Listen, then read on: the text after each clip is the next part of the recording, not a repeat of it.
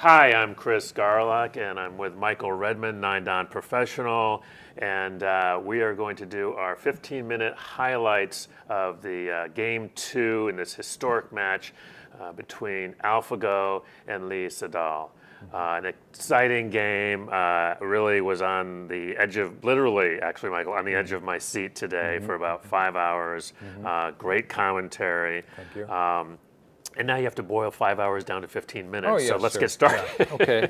Well, first of all, just to give a general idea of Please. how I felt throughout the game.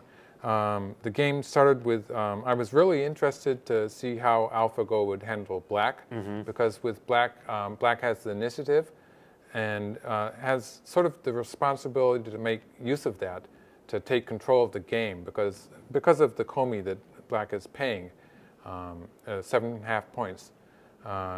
In return for having the first move. So black has to take control, maybe move the game into a kind of a fighting game, usually, to make good use of the first move. And AlphaGo didn't really seem to be doing that in October when it was playing Fan Hui. So I was looking to see how it would change. And I was very impressed because it did, and it was even more than I expected. Let's take a so look. Let's see the game. We started with the start point.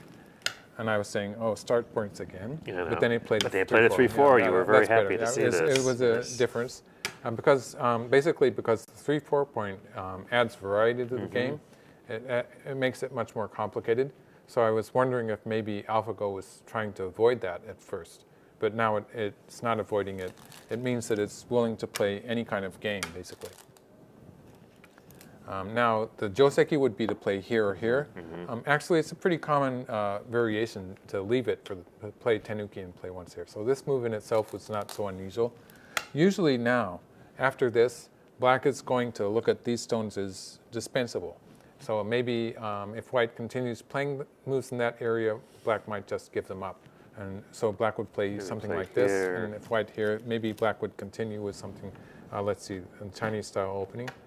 And make a moyo on this side of the board, while white still needs one more move to finish off all those stones. That would be a kind of a often used opening. But instead, AlphaGo plays once here, and then white here. We would expect some kind of extension, but it didn't, and it played here. And after playing this one move to play elsewhere is a bit unusual. In fact, it's very unusual. Because it does, by investing this one move here, it makes it impossible for black to give up that group. Whereas if it was just the two stones, it would be dispensable.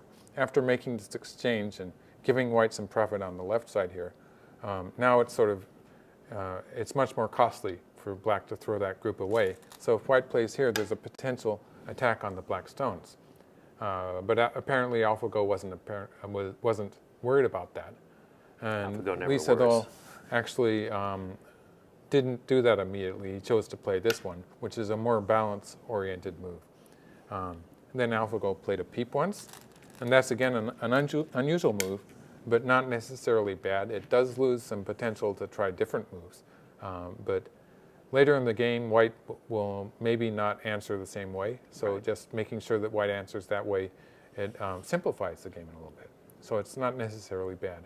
Then he switched to the corner there. This is also a standard sequence in itself. Connect, and black cut once. This is actually a joseki, so there's nothing unusual about the play here. But the fact, and then he extended. The fact that he played the corner here first and then played the extension, it's a very good sequence here, because black has to settle these stones somehow at some point anyway. And this is an even exchange. It's a joseki, so it's considered even for both players. But the fact that black played this first and decided the shape here, basically, before choosing the extension, made it easier, you might say, for black to choose a point to extend. Like black has a choice between this move, or this move, which is the original joseki, but is sort of slightly falling out of favor among professionals because of the weakness here. But when black had not played all of this, black still sort of wanted to play all the way out. Once this shape is fixed here, it's much more reasonable for black to be pulling back like this. So it adds more validity to this choice that AlphaGo made here by playing this first. So it's a very nice sequence in all. The game is probably, it looks sort of even at this point, but AlphaGo is definitely taking the initiative in deciding what kind of game it's going to be. So with white, I would already be feeling a bit pressured. And I would know that at least at the best it's an even game, but maybe actually the fact that black is sort of taking an initiative here, maybe black's ahead already. And I think that's what Lee Sedol said in the press conference, was that he felt pressured. He felt that he was completely closed out from the beginning of the game. Right. And it was the fact that black is putting pressure on white already from the beginning of the game, and not making any mistakes. And then after that, black, we'll see, I hope to show you that black actually made all of that work and kept his lead. White comes here. Usually you would expect black to play here. But in this case, yeah. White was sort of hoping to jump into the 3-3 point, which is very popular nowadays. It's a very popular joseki that starts with that. This sort of makes that more difficult for white. And basically, because the side here, because of the strong white group here, the side here is not so big, so black's forcing white to play on that side, which is a good strategy. And now comes the bombshell, right? Yeah, that was a move that no one expected. I thought it was a mistake when it was played. I thought I missed something. Well, actually, on the server where I was watching to make sure I had the moves right, the person who was inputting the moves got it wrong. He was playing here. Which is what he was expecting. Right. And that person had to take back that move. And I've been that guy, so I you know. Yeah. So I was looking at the server, and it was showing a different move.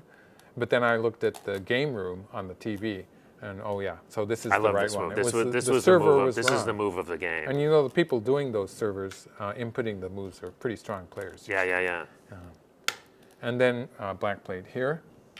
And actually, I think white should have just played like this. Yes. And black is playing a lot of innovative, exciting moves, but it's hard to say if black has gained anything really yet. So I think the game would be about even at this point. Right. But when white prolls and black connects here, we can see that all of this stuff that black is doing is coming together. And this was the move that black wanted to play to start a fight here. And all of these stones that were traditionally would be called questionable, are actually working in black's favor when this fight comes up. So it's all coming together. It's a beautiful once sequence. You see it. So that's why I would sort of question this. Yeah. White push, black played kosomi, covered on the top. And this sequence is a kind of a Tetsuji sequence, and it's pretty much forced for both sides. And white is alive there on the side now, more or less. Black has reduced white's right side. And then this move. That's a nice light move. It's a very nice move. It's not a move that people would not think of. It's a nice looking move. And black does have sort of escape routes for this group here, which is weak. But he has a move somewhere around here which would sort of connect up. And with this stone here, he has an escape route toward this side. So it's not as if black is all that weak. So he goes ahead and plays this one. Playing this move before this is also good order of moves, because after this it would not have been forcing. And then this is the weakest point in black's territory. So everything that black is doing now it makes sense. And what's more, it was looking adventurous, and now it makes sense. So that's really brilliant, I think. Yeah, when they played these moves here, and then with the connection, just everything, as you say, comes together beautifully. And you really had a lovely feel to the game. Yeah. So now white plays here. Now white is sort of planning to make an attack on these stones. To start that, white plays here. This sort of cuts this group off from the left side here. So black has to move out in this direction to be safe. But also, white is threatening this one, which is actually more troublesome for black because it creates a weak group here and a weak group here. And if this weak group is sort of struggling in the center, that means that would have a bad effect on this half of the board, and of course these stones also. So black answered by playing here. And at this point, Lee Sedol played this move, which was a very, very big territorial move. Right. But I think this might have been a problem because if I was white, I would play somewhere around here or here to make a more direct attack against the black stones here. And I would be, let's put it here, for instance, and say black runs away somehow.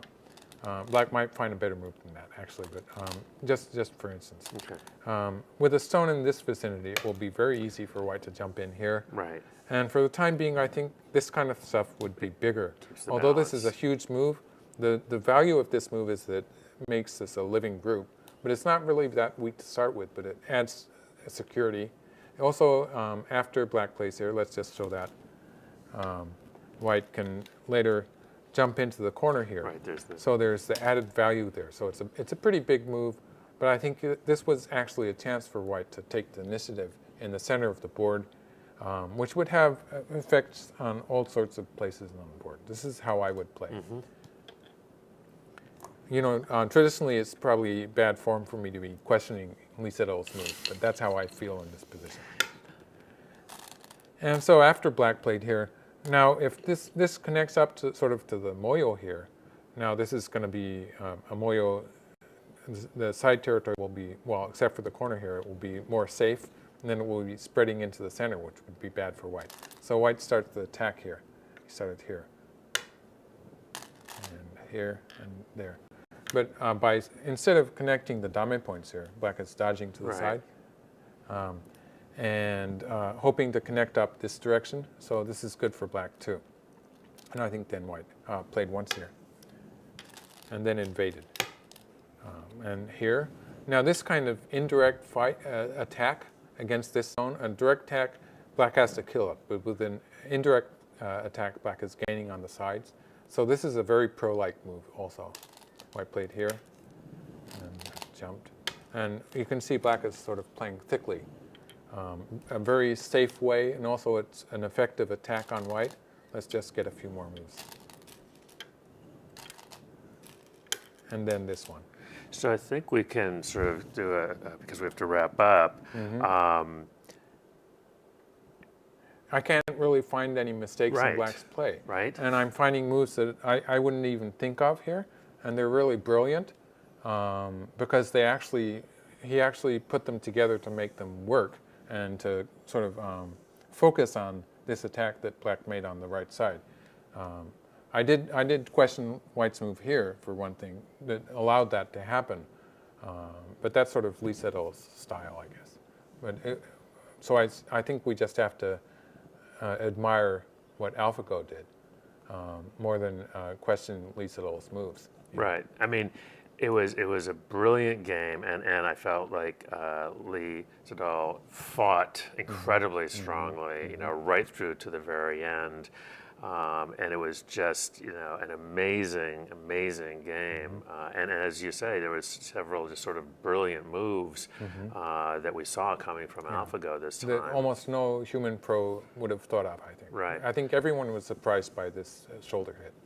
So we'll be looking ahead to Game 3, which will be important to see what AlphaGo will come up with next. But also, Lee Sedol is really under the gun. He's 0-2 now, it's and gonna be tough for him. He's got to win. He's got to win every game from here on out. That's so right, I don't know about you, but it's going to be tough going. Yes. It's going to be tough going. Thank you so much, Michael Redmond, 9-Dan Professional. I'm Chris Garlock, Managing Editor of the American Go e-Journal. Thank you so much for watching, and we'll see you next.